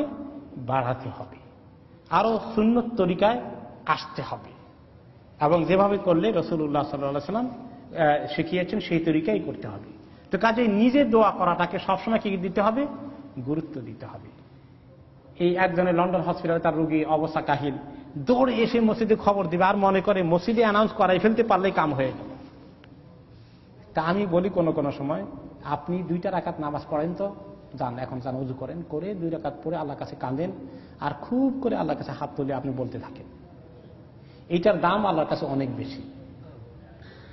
উদউনি আস্তাজিব লাকুম, এই যে আয়াতটাকে আল্লাহ তাআলা বলেছেন সূরা গাফিরের 60 নম্বর আয়াতে ওয়াকালা রাব্বুকুম উদউনি আস্তাজিব লাকুম, হ্যাঁ, তোমাদের রব বলল যে আমাকে ডাকো, আমার কাছে দোয়া করো, আমি কবুল করে ফেলবো, মানে সঙ্গে সঙ্গে কবুল করব। এখানে ইত্তিসাল করেছেন আল্লাহ তাআলা, কোনো ইনফিসাল করে নাই। বাক্যের মধ্যে শব্দ চয়নের ক্ষেত্রে, শব্দ নির্মাণের ক্ষেত্রে এবং শব্দ সাজানোর ক্ষেত্রে আল্লাহ তাআলা কোনো গ্যাপ দেন নাই। তাফসীর হলো, যেহেতু আল্লাহ তাআলা কোনো গ্যাপ দেন নাই, আমার কাছে দোয়া করো আমি কবুল করব, তার মানে আল্লাহ তাআলা সঙ্গে সঙ্গে কবুল করেন। এই জিনিসটাকে দোয়া করার জন্য আমরা ব্যবহার করি। কাজেই ইজতেমাই দোয়ার তুলনায়, বিশেষ করে আপনার নিজের হাজতের জন্য আপনি আল্লাহ তাআলার কাছে যে খুলুসিয়তের সাথে বলবেন, যে অন্তর দিয়ে বলবেন, যেভাবে কাঁদবেন, কিভাবে আপনি আল্লাহর কাছে চাইবেন, আপনার কান্না, আপনার চোখের পানি, আপনার দিল নরম হয়ে যাওয়া, এই জিনিসটা আল্লাহ তাআলা বেশি পছন্দ করেন। ওই দোয়াকে আল্লাহ তাআলা বেশি করে কবুল করেন। আমাদের অনেক সময় দেখা যায় লোকেরা বলে, ইমাম সাহেব আপনাকে নিয়ে যেতাম একটু আমার আব্বার কবর জিয়ারত করতে। তো ইমাম সাহেবকে এত দূর থেকে নিয়ে যাওয়া কবর জিয়ারত করার জন্য, ইমাম সাহেবের সওয়াব হবে, কোনো সন্দেহ নাই, গেলে ভালো। কিন্তু আপনি নিজে আরেকজনে গিয়ে দোয়া করবে বলে আপনি করেন না, আমরা তো গুনাহগার মানুষ, বুঝেন না, আপনারা গেলে একটু, এই ধারণাটা, কনসেপ্টটা ঠিক না। আপনি গুনাহগার এটা তো ঠিক আছে, এটা আমরা সবাই ফিল করি যে আমি গুনাহগার, ফিল করা উচিত। আল্লাহ তাআলার কাছে যখন আপনি বলবেন যে আল্লাহ আমি তো গুনাহগার, এখন আব্বার জন্য দোয়া করতে আসি, তুমি মেহেরবানি করে আমার গুনাহ মাফ করে দাও আর আমার আব্বাকে মাফ করে দাও, এই কথা বললেই কাজ হয়ে গেল, আসল কথা হয়ে গেল। কিন্তু আপনি যদি মনে করেন আরেকজনের দোয়া করলে সব বেশি হবে, এটা ঠিক নয়। নিজের দোয়াটাকে নিজে বেশি করে করতে হবে। আপনার ইবাদত আপনাকে করতে হবে, আপনার নামাজ আপনাকে যেভাবে পড়তে হবে, আপনার হজ উমরা আপনি যেভাবে করবেন, আপনার সাদাকাত আপনি যেভাবে দিবেন ইয়ারহামুকাল্লাহ, আপনার দোয়াও আপনার ইবাদতকে নিজেরটাই 1 নম্বর, আরেকজনটা কি 2 নম্বর। আমরা মনে করছি আরেকজনটা 1 নম্বর, আমারটা 2 নম্বর, এটা উল্টা হয়ে গেছে। হ্যাঁ জি, আমারটা কবুল একদম নিশ্চিত আছে ইনশাআল্লাহ, আপনারটা আমার জন্য আল্লাহ কবুল করে না করে একটু দূরে চলে গেছে। এই জন্য এখন মনে করেন আপনার আব্বার জন্য আপনার মনে যে চোখে পানি আসবে, মনে যে কষ্ট আসবে, আপনার আম্মার জন্য আপনার যেরকম দিল থেকে আসবে, আপনার আম্মার জন্য আমার এত মায়া আসবে নাকি? কেন? আমি আরেকটি এক্সাম্পল দিছি, ওমর রাদিয়াল্লাহু তাআলা আনহুর ভাই ইন্তেকাল করেছিলেন। তো আরেক সাহাবী ছিল মুতাম্মিম ইবনে নুয়াইরা। তো মুতাম্মিম ইবনে নুয়াইরা মারা গেল, তার ভাই ছিলেন মালিক ইবনে নুয়াইরা। তো মালিক ছিলেন কবি। মালিক এত সুন্দর কবিতা লেখলেন ভাইয়ের দুঃখে কষ্টে, এত চমৎকার কবিতা হলো ভাইয়ের শোক। অনেকেই কবিতাটা পড়ে খুব আগ্রহ করে পড়লো আর কি, খুব মনের ভিতরে। আরব দেশে কবিতার খুব একটা ছিল, তো রেওয়াজ ছিল, প্রচলন ছিল। তো শোক গাথার মতো করে লিখলো। ওমর রাদিয়াল্লাহু তাআলা আনহু ভাই মারা গেলেন। তো ওমর রাদিয়াল্লাহু তাআলা আনহু মালিককে ডেকে বললেন যে তুমি তোমার ভাইয়ের জন্য যেরকম কবিতা লিখছো, আমার ভাইয়ের জন্য একটা কবিতা লেখো, আমার ভাইকে নিয়ে। তো তিনি একটা ভাইকে নিয়ে কবিতা লিখে আসলেন, দিলেন পড়তে। তো ওমর রাদিয়াল্লাহু তাআলা বললেন যে তোমার ভাইয়ের জন্য কি লেখলা আর আমার ভাইয়ের জন্য কি লেখলা? এটা তো ওইরকম কিছু হলো না। খলিফা, ওইটা তো আমার ভাই ছিল, এইটা তো আমার ভাই না, আমার দিলে তো এর চেয়ে বেশি ঢুকে না। সুবহানাল্লাহ, যুক্তির কথা। আমার আব্বা আমার জন্য আমার দিলে যে ফিলিং আসবে, যে দোয়াটা আসবে আল্লাহর কাছে, আমি যেভাবে চাইবো, আপনি তো আমার আব্বা আমার জন্য এরকম করে চাইতে পারবেন। এটা ন্যাচারাল। আল্লাহ তাআলাকে এভাবেই স্বাভাবিক করে তিনি বান্দা কি দোয়া, আসলে দোয়া মনে করি আমরা দোয়া অমুকের জন্য চাইছি, আমার আব্বার জন্য দোয়ার দরকার, এটা তা খুব কাজে লাগবে। যখন আব্বার জন্য দোয়া করি, দোয়াটা আব্বা যদ্দূর কাজে লাগে, আমার কাজে কদ্দূর লাগে? আমার নিজের কাজে লাগবে না লাগবে না? আব্বার যদ্দূর ফায়দা হবে তার চেয়ে আমার ফায়দা বেশি হবে। দোয়া তো আমার ইবাদত হলো, আমার আব্বার ইবাদত হয় নাই তো। আর দোয়া হুয়াল ইবাদা। আমি যখন দোয়া করি, আমি আপনার জন্য দোয়া করি অথবা আমার আব্বার জন্য দোয়া করি বা যার জন্য দোয়া করি, যার জন্য দোয়া করলাম তার জন্য কদ্দূর কাজে লাগবে, কিছু লাগবে আশা আছে, কিন্তু তার চেয়ে বেশি কাজে লাগবে কার? আমার নিজের কাজে। আমি যেন নিজের জন্যই সবসময় দোয়া করার জিনিসটাকে 1 নম্বর মনে করি। আমার দোয়াটাই 1 নম্বর। আমার জন্য অন্য সারা দুনিয়ার মানুষ দোয়া করলেও সেটা 2 নম্বর মর্যাদা পাবে। কাবা শরীফের ইমাম সাহেব দোয়া করলেও আমি নিজে করার, আপনি নিজের দোয়া আপনার কাছে আল্লাহর কাছে অনেক বেশি দাম। আল্লাহ চান আপনাকে এই ইবাদতে ঢুকাইতে। আপনি যখন দোয়া করেন আসলে তখন আপনি আল্লাহ তাআলার বান্দেগী করেন, আর নিজেকে বান্দা মনে করেন, নিজেকে গোলাম মনে করেন, আল্লাহকে মনিব মনে করেন। আল্লাহ দিতে পারেন, এটাকে আল্লাহর স্বীকৃতি, আল্লাহর তাওহীদ, আল্লাহর বড়াই ফুটে উঠে যখন আপনি আল্লাহকে ডাকেন। আপনি নিজেকে ছোট মনে করেন, আল্লাহকে বড় মনে করেন। যার কাছে চান, যার দেওয়ার আছে, তিনি তো বড় হয়ে গেলেন। এটাই তো আসল কথা। আল্লাহু আকবার, আল্লাহ সবচেয়ে বড়। এই বড় কথাটা ফুটে উঠে যখন দোয়া করি, বড় কথা ফুটে উঠে যখন আল্লাহর তাসবিহ করি। এই জন্য ওয়ালা যিকরুল্লাহি আকবার, আকিমিস সালাতা লিযিকরি, নামাজ পড়ে আল্লাহ তাআলার জিকির করার জন্য। এবং নামাজ পড়ে শুরু করে দিই আল্লাহু আকবার, আল্লাহ বড়। আল্লাহর বড়াই ফুটে তোলা বান্দেগীর আসল মাকসুদ, ইবাদতের আসল মাকসুদ আল্লাহকে বড় মনে করা। আর দোয়ার মধ্যে সেটা ফুটে ওঠে, আর সেটা আপনার অন্তর থেকে নিজে যে ফুটে উঠবে, এটাই হচ্ছে আসল দোয়া।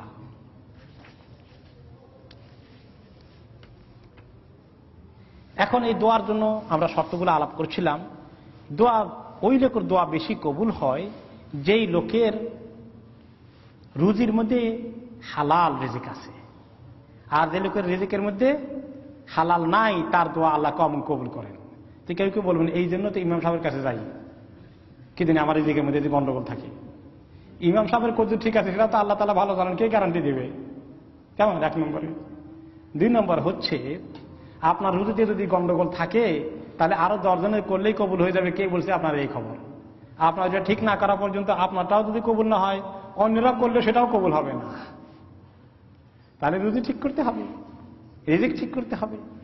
এই ব্যাপারে হাদিসে এসেছে, রাসূলুল্লাহ সাল্লাল্লাহু আলাইহি ওয়াসাল্লাম বলেছেন, ফির রাজুলি ইয়ামুদ্দু ইয়াদাইহি ইলাস সামাই ইয়াকুল ইয়া রাব ইয়া রাব, ওয়া মাতআমুহু হারাম ওয়া মাশরাবুহু হারাম ওয়া মালবাসুহু হারাম ওয়া গুযযিয়া বিল হারাম ফাআন্না ইস্তাজাবু লাহু।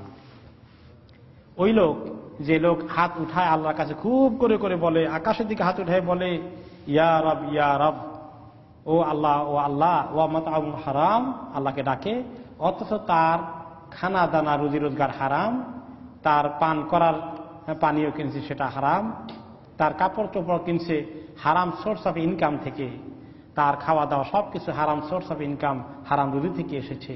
তার দোয়া কিভাবে কবুল হবে? তাহলে হালাল রুজি দোয়া কবুলের জন্য শর্ত। আমরা যদি আল্লাহর কাছে দোয়া কবুল করাইতে চাই, আমাদের রুজিকে কি করতে হবে? হালাল করতে হবে। অন্য হাদিসে এসেছে আতিমাত আমাকা তুজাব দাওয়াতুকা, যে তোমার খাদ্য, খাবার, রুজি রোজগার এগুলাকে হালাল করে ফেলো, তাহলে তোমার দোয়া কবুল হয়ে যাবে।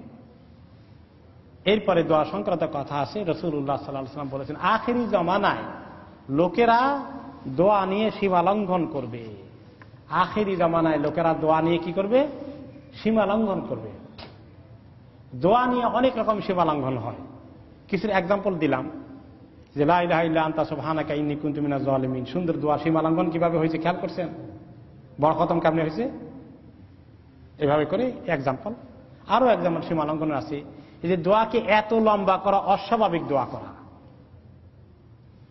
কোন কোন দোয়া আছে, এই দোয়ার জন্য ঢাকা শহরে পুরো কলাপস হয়ে যায়। 1-1 ঘন্টা 2-1 ঘন্টা দোয়া চলে। এরকম দোয়া রাসূলুল্লাহ সাল্লাল্লাহু আলাইহি ওয়াসাল্লাম করছেন? বলেন দেখি হাদিস পড়ে, মুরব্বী বলেন তো দেখি। রাসূলুল্লাহ সাল্লাল্লাহু আলাইহি ওয়াসাল্লাম 1 ঘন্টা দোয়া করতেন? আধা ঘন্টা দোয়া করছেন? হাত তুলে লম্বা সবাই কিনে কোনদিন? কোন জায়গায় এর কোন দলিল পাওয়া যায় না। তিনি একা একা কদুর করছেন, সেটার হিসাব আল্লাহ তাআলাই ভালো জানেন। কিন্তু এই দোয়া এত লম্বা করা, দোয়া করতে চিৎকার করা, মাইকের মধ্যে একদম মাইক ফেটে দেওয়ার অবস্থা, এরকম টু মাচ করা আখেরি জমানায় হবে, তিনি সাবধান করেছেন যে আখেরি জমানায় এত বেশি দোয়া নিয়ে সীমা লঙ্ঘন হবে, সেই দোয়া আল্লাহ তাআলা কবুল করবেন না। তাহলে দোয়ার ক্ষেত্রে আমরা এই যে সুন্দর দোয়ার বই কিতাব আছে, এগুলাকে যদি আমল করি, এগুলোর ভিতরে থাকি, এগুলো পড়তে যতক্ষণ লাগে ততক্ষণ করি। আর নিজে একা করার ক্ষেত্রে অবশ্য টাইম লিমিট নাই, যতক্ষণ পারবেন। কিন্তু অন্যদেরকে নিয়ে, হাজার হাজার লোককে নিয়ে, লাখ লাখ লোককে নিয়ে বিশাল মজমা বসাইয়া আর সেই দোয়ার একটু শরীক হতে গেলে মনে হয় যেন সমস্ত গুনাহ মাফ হয়ে যাবে, এরকম ধারণা ছড়িয়ে দেওয়া, এগুলো ঠিক নয়। এই দোয়ার সহি তরিকা জানা, বুঝা, আদবগুলো শেখার জন্য হিসনুল মুসলিম একটা দোয়ার কিতাবের কথা আমি প্রায় আপনাদেরকে বলি। মন গড়া অনেক দোয়া আছে, আপনি বানাইতে পারেন, সেই দোয়াগুলোর দরকার নাই। যে দোয়া রাসূলুল্লাহ সাল্লাল্লাহু আলাইহি ওয়াসাল্লাম নিজে পড়েছেন ওই দোয়া বেশি ভালো না আমি একটা বানাইলে সেটা বেশি ভালো হবে? হ্যাঁ, এমনকি অনেক বড় আলেম একটা বানাই দিছে। আমাদের অনেক সময় ওজিফা বানাই দেয়, কোন কোন পীর সাহেবেরা ওজিফা বানাই দেয়, তাই না? যে পীর সাহেবের ওজিফা আমল করা লাগে। কোরআন হাদিসে থাকলে সেটা আমল করলেন, যদি না থাকে তিনি নিজে বানাই দেন একটা, লাভ হবে না। আমাদের দেশের ওজিফা সংক্রান্ত বিষয়ে আমাদের মাওলানা আবুল হোসেন সম্প্রদায় কয়েকদিন আগে, 2-3 দিন আগে একসময় আলোচনা করেছেন। ওজিফার মধ্যে দোয়া ঢুকিয়েছে কিছু, এই সূরা কেরাত আছে, এগুলো তো ঠিক আছে, তো সেগুলোর জন্য তো ওজিফা দরকার নেই, কোরআন শরীফ যথেষ্ট। কিছু সহি দোয়া আছে, এগুলো ঠিক আছে। আর কিছু মন গড়া দোয়া, অমুক বুজুর্গ তমুক বুজুর্গ দোয়া বানিয়েছেন, দোয়া গামজিল আরশ, দোয়া হিজবুল বাহার, তারপর দোয়া কি কি আছে বলেন, দরুদে তুনাজ্জিন, আর কি কি আছে? গঞ্জিল আরশ বললাম তো, আর কি আছে? এরকম কতগুলো নাম দিছে। হ্যাঁ, দরুদে লাকি, আর কি কি আছে? এইভাবে করে দরুদ আর দোয়া মানুষের বানানো। কুমকুম ইয়া হাবিবি কামতা নাম আবুল সাহেব বলছিলেন, আল্লাহ নাকি বলে আল্লাহ রসুলকে, বা আমার বন্ধু কতক্ষণ ঘুমাবে, উঠো জলদি করে, এটা কেমনে দেওয়া হলো? অথবা আপনি নাকি বললেন অমুককে, আল্লাহ নবীকে, যে আপনি উঠেন, কতক্ষণ ঘুমাবেন। তো এরকম দোয়া দরুদের নামে নিজেরা না বানিয়ে, যোগ না করে, যেটা করা দরকার সেটা হলো কি, আদ-দোয়া উল মাসুর, আদ-ইয়া মাসুরা, যে দোয়াগুলো রাসূলুল্লাহ সাল্লাল্লাহু আলাইহি ওয়াসাল্লাম থেকে বর্ণনা করা হয়েছে ওগুলোর উপরে ঠিক থাকা, এগুলো যথেষ্ট। আপনার দোয়া মাসুরা জানেন নাকি? দোয়া মাসুরা শিখছেন? কোনটা সেটা? আর তাহিয়াতের পরে আল্লাহুম্মা ইন্নী যালামতু নাফসি যুলমান কাসীরা, আমরা এটার নাম রাখছি দোয়া মাসুরা। দোয়া মাসুরা অর্থ কি? দোয়াউন মাসুর অথবা আদইয়া মাসুর আরবি গ্রামারে, যে দোয়াটা রাসূলুল্লাহ সাল্লাল্লাহু আলাইহি ওয়াসাল্লাম থেকে আসছে সেই দোয়া নাম হলো দোয়া মাসুর। এখন ওনার কাছে খালি একটা দোয়া আসছে নাকি? আল্লাহুম্মা ইন্নী যালামতু নাফসি, অনেকগুলো দোয়া আসছে। তিনি এই আত্তাহিয়াতের পরে সালামের আগে দোয়া করতেন। তা আমরা মনে করছি খালি আল্লাহুম্মা ইন্নী যালামতু নাফসি পড়েন, তা না। এই হিসনুল মুসলিম দোয়ার কিতাব খুললে দেখবেন যে তিনি আত্তাহিয়াত শেষ করে সালাম ফিরানোর আগে অনেকগুলো দোয়া করতেন। এই সবগুলোর নাম কি হওয়া উচিত? দোয়া মাসুরা হওয়া দরকার। এই জন্য খালি একটা না, অনেকগুলো দোয়া আছে। নামাজের আগে, নামাজের পরে নিজে করার জন্য, অন্যান্য সময়ে যত দোয়া করব সবগুলো দোয়া, সুন্দর সুন্দর দোয়া করার জন্য দোয়া মাসুর, ওনার থেকে বর্ণিত দোয়াগুলো পড়া, অন্য কারো বানানো দোয়া না পড়া মধ্যে সওয়াব বেশি। অন্য কেউ বানাইলো যদি অর্থ খারাপ না হয় তাহলে পড়া যায় আছে, কিন্তু কোন কোনটা আবার অর্থ গন্ডগোল আছে, সেটা বুঝতে হবে। এই জন্য আপনার জন্য সেফ কোনটা, যে দোয়া রাসূলুল্লাহ সাল্লাল্লাহু আলাইহি ওয়াসাল্লাম করেছেন এইরকম দোয়ার কিতাবটাকে পড়ে নেওয়া। হিসনুল মুসলিম থেকে পড়লে আলহামদুলিল্লাহ এই দোয়া আল্লাহ তাআলা কবুল করবেন, কারণ সবগুলো দোয়া মাসুর, রাসূলুল্লাহ সাল্লাল্লাহু আলাইহি ওয়াসাল্লাম থেকে বর্ণিত হয়েছে। এই দোয়ার আমলটাকে আমরা রমাদান মাসে বেশি করে করি। কুনুতের মধ্যে রাসূলুল্লাহ সাল্লাল্লাহু আলাইহি ওয়াসাল্লাম মাঝে মধ্যে দোয়া কুনুত করেছেন, সেই জন্য আমরা কুনুতের মধ্যে জামাতের সাথে করি। এটা জামাতে করা সাবেত আছে, রাসূলুল্লাহ সাল্লাল্লাহু আলাইহি ওয়াসাল্লাম মাঝে মধ্যে কুনুত করেছিলেন, উম্মতকে রক্ষা করার জন্য আল্লাহর কাছে তৌফিক চেয়েছেন। উম্মতের উপর বিপদ আসলে একসঙ্গে তিনি নামাজ পড়া অবস্থায় দোয়া করেছেন, রুকু থেকে উঠে শেষ রাকাতে। এটার হাদিস সহিহ আছে, এই জন্য আমরা বেছে নিয়েছি রমাদান মাসে কুনুত করে নেওয়া, কুনুত নাযিলা ঢুকাই দেওয়া, এটা সুন্নতে সাবেত আছে। আল্লাহ তাআলা আমাদেরকে রমাদান মাসে এইভাবে বেশি বেশি করে দোয়ার আমল করার জন্য তৌফিক দান করুন। লাইলাতুল কদরে বেশি দোয়া কবুল আল্লাহ তাআলা করবেন। এবং লাইলাতুল কদরের দোয়াটা আপনাদের জানা আছে, আল্লাহুম্মা ইন্নাকা আফুউন কারীমুন তুহিব্বুল আফওয়া ফাফু আননি, এই দোয়াটা বেশি করে করা। আল্লাহ রাব্বুল আলামিন তৌফিক দান করুন। সুবহানাকাল্লাহুম্মা ওয়া বিহামদিকা। বিহামদিকা আশহাদু আল্লা ইলাহা ইল্লা আনতা আস্তাগফিরুকা ওয়া আতুবু ইলাইক।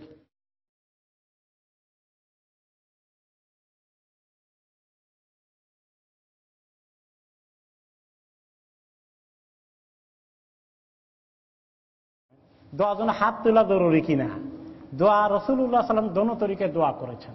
কোন কোন সময় হাত তুলেছেন, কোন কোন সময় হাত তোলেন নাই। তো দোনোটা জায়েজ আছে। যেগুলো যেগুলো তিনি হাত তুলেছেন সেগুলো হাত তোলা ভালো, আর যেগুলো যেগুলো তিনি হাত তোলেন নাই সেগুলো হাত না তোলা ভালো। যেমন টয়লেটে যাওয়ার সময় আল্লাহুম্মা ইন্নী আউযু বিকা মিনাল খুবুসি ওয়াল খাবায়েস, এই সময় তিনি দোয়া এটা করতেন টয়লেটে যাওয়ার আগে। আপনারা করেন তো দোয়া এটা নাকি? তো এখন ওই সময় হাত তোলেন নাকি? তো ওই সময় তো তিনি হাত তোলেন না, আপনি তোলেন না। এই জন্য আযানের পরে যে দোয়া হয় আল্লাহুম্মা রাব্বা হাযিহি দাওয়াতিত তাম্মা, এই সময় রাসূলুল্লাহ সাল্লাল্লাহু আলাইহি ওয়াসাল্লাম হাত তোলেন নাই। এই জন্য হাক্কানি ওলামারা এই সময় হাত তোলেন না। আর অন্য সময় নামাজের পরে আগে আপনার নিজের সুবিধা মতো যদি হাত তোলেন ফজিলত বেশি, না তুললেও এটাও সাবেত আছে। নামাজের আগে পরে রাসূলুল্লাহ সাল্লাল্লাহু আলাইহি ওয়াসাল্লাম যখন দোয়া করতেন তিনি হাত তুলতেন ওই সময়ে খাস করে, এমন কোনো রেওয়ায়েত পাওয়া যায় না। তবে দোয়ার মধ্যে মাঝে মধ্যে তিনি যেহেতু হাত তুলেছেন, কাজেই হাত তোলাটা একটা অতিরিক্ত ভালো আমল, এটা ওনার কাছ থেকেই পাওয়া গেছে, কারণ এর মধ্যে কোনো আপত্তি নাই।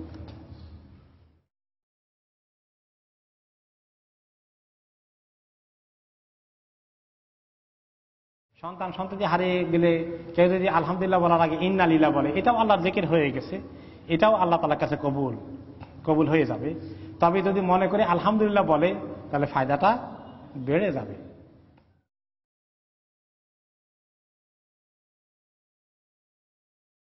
ওকে, দোয়া আর মুনাজাতের পার্থক্য হলো শাব্দিক পার্থক্য। শাব্দিক পার্থক্য হলো দোয়া মানে হলো আসলে ডাকা। আপনি ডাকেন আব্দুল করিম এদিকে আস, এই যে ডাক দিলেন আব্দুল করিম, এইটা নাম আরবিতে দোয়া। তো আল্লাহকে আমরা ডাকি কেমনে ডাকি? একটু আদবের সাথে ডাকি। রব্বানা আল্লাহুম্মা, কাকে ডাকি? আল্লাহ তাআলাকে ডাকি। এই ডাকার কাজটাকে বলা হয় কি?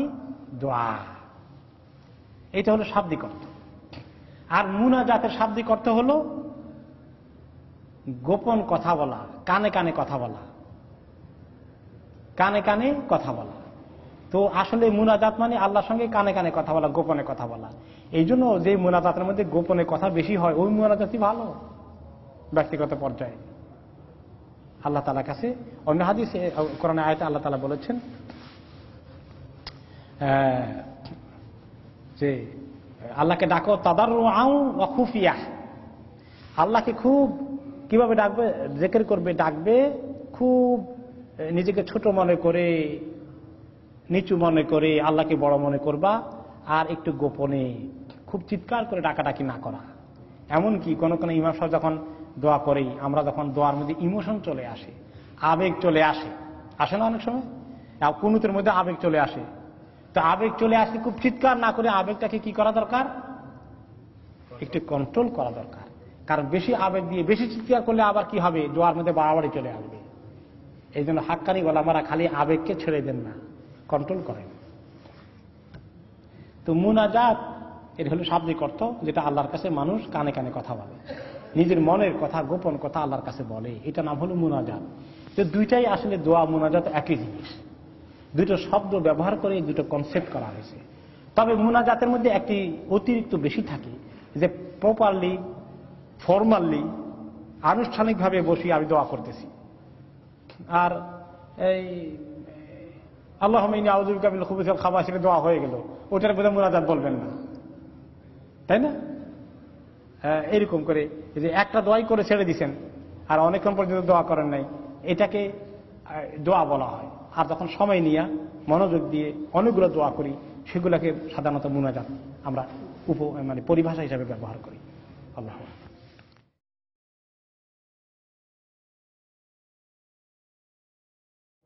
রুকুর মধ্যে কি দোয়া করবেন হিসনুল মুসলিমে লেখা আছে, সিজদার মধ্যে কি দোয়া করবেন এগুলো লেখা আছে। আর তাহিয়াত পড়ে আল্লাহুম্মা ইন্নী যালামতু আগে পরে আরো কত দোয়া করবেন নামাজের ভিতরে থেকে। আল্লাহু আকবার সুবহানাকা পড়ার পরে আর কি কি দোয়া করবেন, অনেকগুলো দোয়ার লিস্ট আছে। এগুলো আমরা হিসনুল মুসলিম থেকে দেখে দেখে কিছু মুখস্থ করে শিখে ফেলি, এরপর নামাজের মধ্যে মুখস্থ থেকে বলতে থাকি। জি হ্যাঁ, ফরজ নামাজেও করা যায়, তবে ইমাম সাহেব হলে এগুলো করা ঠিক না, কারণ মুসল্লিদের কষ্ট হবে, এই ফরজে নিষেধ। কিন্তু নিজে একা ফরজ পড়লে সেটাও জায়েজ আছে।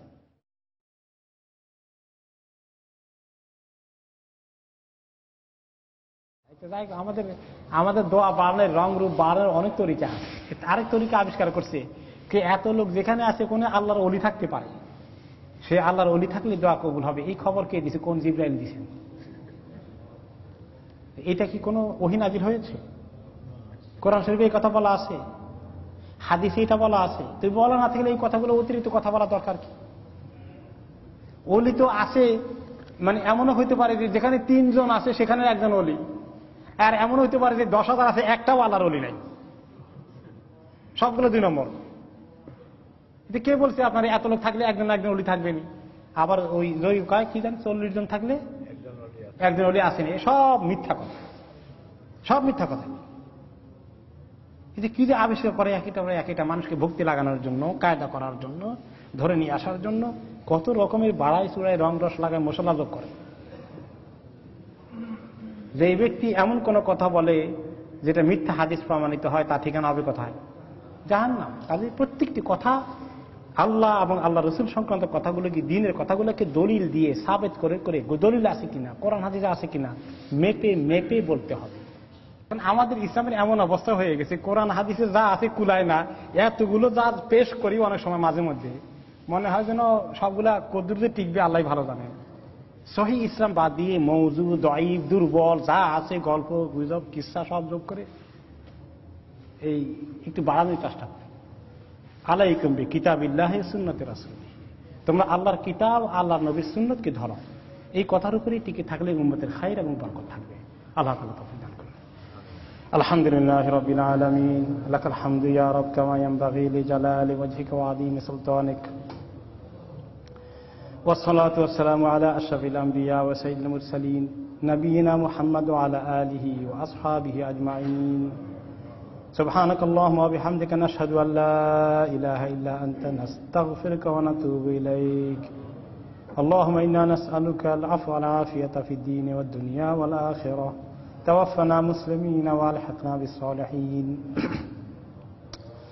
توفنا وأنت راض عنا يا أرحم الراحمين. اللهم إنك عفو كريم تحب العفو فاعف عنا يا كريم. يا حي يا قيوم برحمتك نستغيث. اللهم إنا نسألك إيمانا لا يرتد ونعيما لا ينفد ومرافقة محمد صلى الله عليه وسلم في أعلى جنة الخلد. رب اغفر لي ولوالدي، رب اغفر لنا ولوالدينا، رب ارحمهم كما ربونا صغارا. ربنا هب لنا من أزواجنا وذرياتنا قرة أعين واجعلنا للمتقين إماما. ربنا تقبل منا إنك أنت السميع العليم وتب علينا إنك أنت التواب الرحيم. وصلى الله تعالى على خير خلقه سيدنا محمد وعلى آله وأصحابه أجمعين. آمين برحمتك يا أرحم الراحمين.